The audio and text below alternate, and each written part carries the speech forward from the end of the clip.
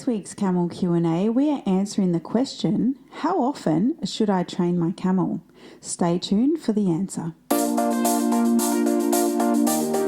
This is the Camel Connection podcast. Welcome to our weekly Camel Q&A. This is where you ask a camel question and we answer it. I'm Tara. And I'm Russell. And together, with other camel experts, we answer your camel questions.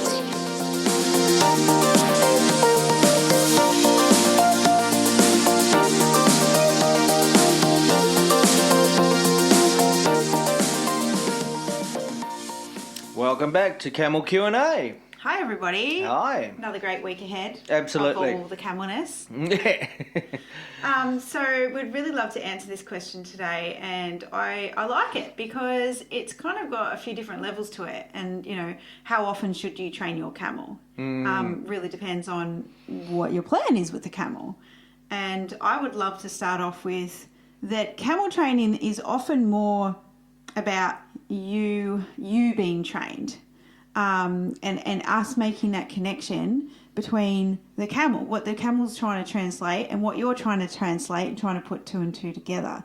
So I think it's just important to start on that note, because often like camels can get things really quickly, but it's sometimes the humanness of it all can take that a little bit longer. Yeah, I'm glad that you said putting things together like that, because it is a blend. And what am I trying to say? Yeah, it's a blend. Like a blender. Like a blender. Nothing's getting chopped up though. Yeah, look, how often should you train your camel? I mean, as you said, also it does depend on what you're doing.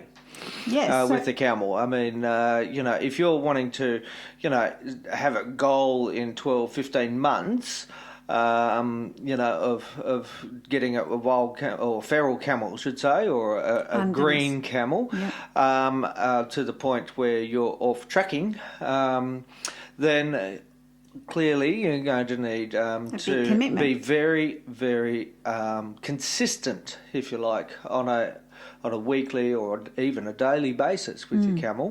Or even in chunks. Like if you're somebody who has a, you know, certain kind of work schedule, whatever. This is a great thing about camels, is they're like elephants. They never forget. They will test, but they will never forget. Like we always say in our virtual camel school, in our training courses, is they test, but they don't regress. They don't. Oh, I like that. It's a T-shirt, I swear. Is it? Okay. Well, test. Anyway, so I just thought that'd make a great T-shirt.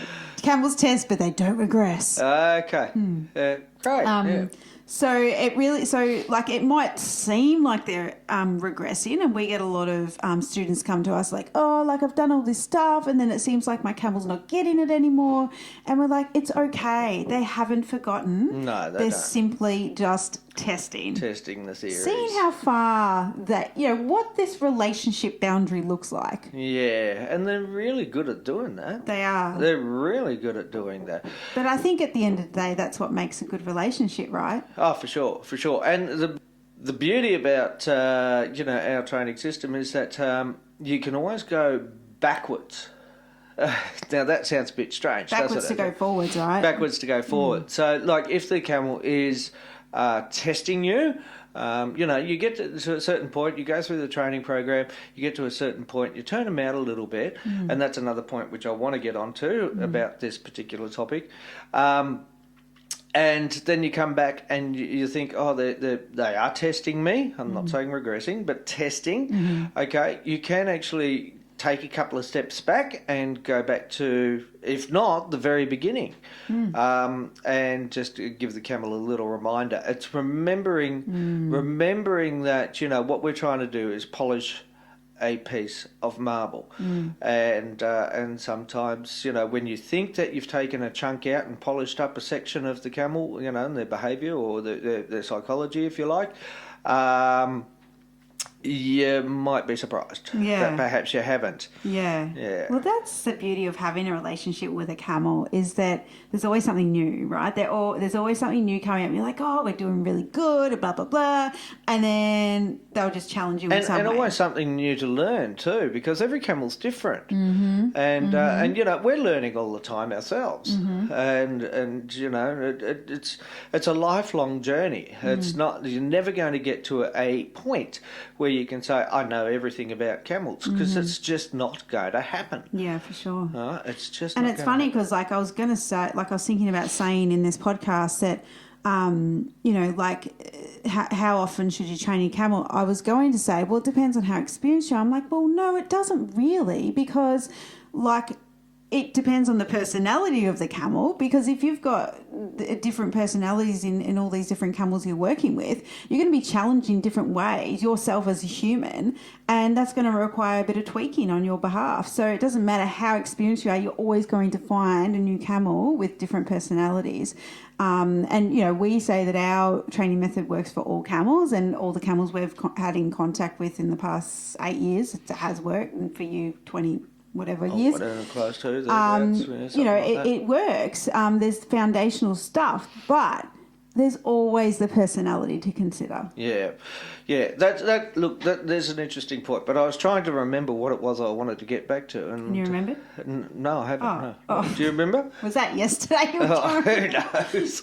Who by the knows? way. Our lives just move so fast sometimes. They do. Well, let's talk about, like, so we talked a little bit about somebody who wants to go trekking. So I think if we've got three different situations, someone who wants to maybe do a trek with their camels.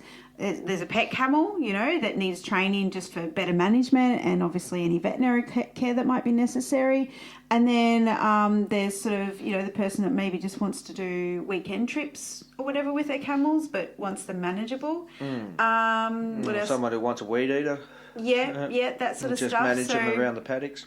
Yeah, so, I mean, they're the sort of different scenarios we can think of. Obviously, everyone's unique, but what would you like to say about those scenarios? Okay, well, yeah, that depends on your level of commitment to yourself. To the camel. Yeah. And to the camel. And, getting back to that sort of relationship type thing, look, you know, you can have a camel that may appear, well, can be dangerous because of the fear level that they have inside them. Remember, getting back to that, that's what it's all about. It's the fear level inside the camel. No camel I've ever met is actually nasty. There's probably one camel that I could have perhaps put into that category, but at the same time did not spend the time, because I didn't have the time to spend with that camel in the training process and taking off those sharp edges, if you like, through the training process. So I really can't even say that camel was actually a nasty camel. Yeah. Perhaps it was just totally misunderstood. Yeah, maybe it didn't gel with you too. Maybe, yeah, that's right, a personality clash, yeah, and that's a whole topic in itself. You know, if something's not working between you and your camel, well, perhaps someone else handling the camel and training the camel and then getting it back to you is a good option as well, when they're a different personality, different camel, you know, they've calmed right down. But then also people can give up too quickly. They just think, oh, you know, it's the camel. But often, like, you've really got to test the boundaries. You've really got to test, you know, like, have a good look at yourself in this respect. Well, that's when right. Training camels is, what is the camel seeing? How am I being portrayed to the camel? Exactly. And you know, with the training, I mean, you know, all sorts of different methods out there, and that's terrific. I mean, you know, we're all learning from each other in many ways. Just remember, there's no quick fixes. Right? There's no quick fix. There's good techniques, but there's no quick fixes. Very good point. So, which kind of leads back to how often should I change my camel? Train my camel, and that is, there are no quick fixes. So you might have a camel, like maybe you have 3 camels and you're planning a big trip or something, and one of them's really cool, calm and collected, will do anything for you. As soon as you ask, done. Oh, absolutely, I'll do anything for you, this camel's thinking. And then another one's like, I'm so scared, I don't know, do I get up, do I sit down, do I you know, what do I do? And that camel obviously would need more work than the camel that's really cruisy. That's but that right. camel that's really cruisy would also set a really good example for the nervous camel. And then maybe you have one in the middle that's kind of like, you know what, I just don't want to do it. Like, you know, seriously, I'm supposed to be a camel. I'm supposed to be doing nothing all day, sitting down, getting up, chewing my cud. Like, you know, some camels, I swear, have that attitude, like, I'm too good for this. And that camel would need a certain different kind of work too. Maybe they sit down easy, but maybe they just won't walk properly. Like, you know, there's so many different circumstances. What, you mean skip instead? No, I mean, like, some camels actually refuse to Yeah, to sure, walk. I know it. Yeah, so... Yeah. Oh, that was an inside joke. It was, yeah, bull. Yeah, so in those situations, I think you've really got to work with the personality of your camel. But for someone who is planning a big trip, expedition or a trek or even just weekend ones, you want to work with your camels consistently. Why? Because they're going to be your mates. They're going to be your friends. And you want your friends to work with you, not for you, but with you. And you want to be a team. That's right. Yeah, and the level of I think the level of result that you're after will be determined by the level of commitment you put in. Ooh, that's a t-shirt. Okay, well, we'll The work level it up, yeah. of result that you... Hang on, how'd it go? The level of result that you expect Yes, will depends be on... determined by the level of commitment you I love make. that. Commitment really is the key, isn't it? It is. Like, I mean, you're either committed or you're not, and those that aren't sort of are sitting on the fence sort of thing. And you might have a goal in mind. And even if it's just to have your camel safe to be around while visitors come around and or while the vet visits and things like that. Like, how committed, this is a question you need to ask, I believe, because we've asked ourselves this a lot. How committed are you to this, you know, camel expedition, to this camel, you know? Like, there's some camels that we've considered of, you know, we're like, oh, you know, there's such a pain in the ass to work and but we're like, well, we're committed to this camel, you know, and we want to see this camel come good. And the other point that really needs to be mentioned here is the more committed that you get to your training of the camel, therefore the more time that you spend, the more you understand the blend of actual work of the training and how you go about it, but also the thinking time for the camel, and that is work as well. Don't underestimate turning the camel out as part of their training regime.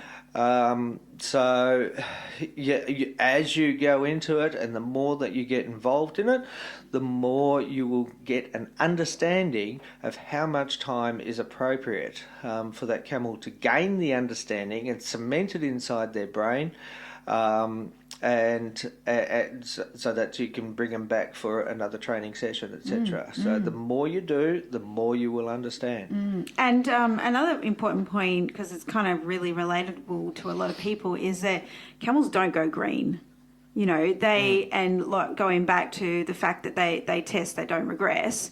You know, they don't go green like horses would. Like, I suppose to a non-horse person, like, go green? Are they supposed to go purple? I've never seen a green horse. So the idea of anything an animal that's green like a horse is that they've been turned out for a bit and they're a little bit sort of, you know, powered up and flighty because they've had a bit of a sense of what it's like to be free again. Well, you know, camels, you know, you've been in situations where you haven't seen the camels for months, and then you've gone out into a big desert paddock and found them, and they're just like, "Oh, Russell, we missed you." Yeah, we missed you. Come on, let's go. And it's just like that two and two come together again, and it's just like, oh, okay, you're here. We're here to work. So they really live in the moment, camels, don't they? Well, that's it. And again, you know, that's the more that you do, the more that you understand. And so, like, if you haven't seen the camels for 6 months, 12 months, whatever, out in a big paddock, you know, out in the bush, and that's one of the luxuries that I've had in the past, and mustered the camels back into the yards, I always allow them that 15, 20 minutes, you know, to settle down into, you know, we're back in the yards and, you know, sort of back into their thought processes back. So looking at it from the camel's perspective, Okay, just think of how it is for them. You know, they've just had this wonderful freedom. You know, they're back in the yards, and they need to get their thoughts around that. Yeah. And even if that means that, you know, you put them in the yard and leave them there for a day before even putting halters on them or whatever. It works. It all comes down to this one thing, and that is just that blend, like you said. You know, let's do this step by step, and that they love routines. They don't forget their routines, and you can create new routines for them, obviously. But you know, that takes a bit of like convincing. It's like, it's okay, we can have new routines, isn't it? Like, you've really got to nurture the camel through a new routine. It's quite funny, but cute. Yeah, but the more skills that you've built on in the past, then the more they'll have an understanding of a new routine. Yeah. So there's only so much we can cover in this short Q&A, but we hope you guys have got a bit more of an understanding of how often should I train my camel. You know, we haven't given you like, oh, well, it's 3 days and 2 days, you know, like, because there is no one answer. It really depends on your camel's personality, your personality, and your personalities combined as well. Maybe you just challenge each other all the time, and that's going to take more time and effort. And look, a lot of people that, part of our group, if you like, or part of our students, or whatever you want to call community. There you go. Camel That's community. The word I was thinking of. Look, we're all busy people. I mean, you know, you might have jobs and all that sort of kids and blah, blah, blah. Don't forget that even just simply spending time with the camels out in the yards or out in the paddock, you know, picking up sticks or something like that, talking with them, you know, occasionally just patting them and all that, that is also very valuable. All right, it is very valuable. They're getting used to you. They realise that you're not a threat. And the more you do it, the less of a threat you become to a scared camel. Yeah, absolutely. I have loved answering this question. Yeah, it's a great question, and thanks for who sent that? Do you remember? No, well, I think it's come through in a few different people have asked, and a lot of people asked in our courses and stuff as well. So I thought it was great question. Just be a good, great question, and I hope you've got something out of that. Yeah. Now, guys, we have some really good news. On the 23rd of March, we are actually running a no charge to you camel training webinar, camel training and handling webinar. So we're going to be covering some 5 skills that you need in order to successfully train and handle camels. It will run for about an hour, and like I said, it's no charge to you. So we're just giving ourselves for 1 hour on this webinar and just teaching you more advanced stuff. So beyond the podcast sort of thing, like we'll have our camels in the yard, and you know, we'll be showing you different techniques and how-tos and all that sort of stuff. Like, if you're a camel person and you're interested in camels, or you have camels and you want to handle and train them, you got to turn up live for this. So if you head over to our website, camelconnection.com, you will see where to sign up. You can't miss it. And you'll get all the notifications via email and when this is happening, and we can't wait to see you there. And we'll also be doing a short live Q&A on that day. I love these. I love doing these webinars. They're fun. Like, there's people from all over the world, like just joining from all sorts of places I can't pronounce. And, you know, Australian, United States, United Kingdom, Europe, like so everybody's Middle East welcome. even, and all sorts of places. Yeah, it's amazing. So we love the turnout. It's always amazing, a really good vibe. So head over to our website, camelconnection.com, to sign up, and we can't wait to see you then. Obviously, if you've got a camel question, you can go over to our website also and ask it there. Well, that's what we're here for. I mean, you know, we've made the commitment, and we're answering machines. Answering machines. Oh, but that was not intended to be a joke. We basically look. All we want to do is give you the very best that we possibly can. Yep. And that's our goal. And here we are. Yep. Okay, guys. Well, we'll catch you on the next one. All right, guys. See you later. Bye. If you found this Camel Q&A helpful, please let us know. Leave a review wherever you're listening from. Do you have a camel question for us? Head over to camelconnection.com to ask your camel question now.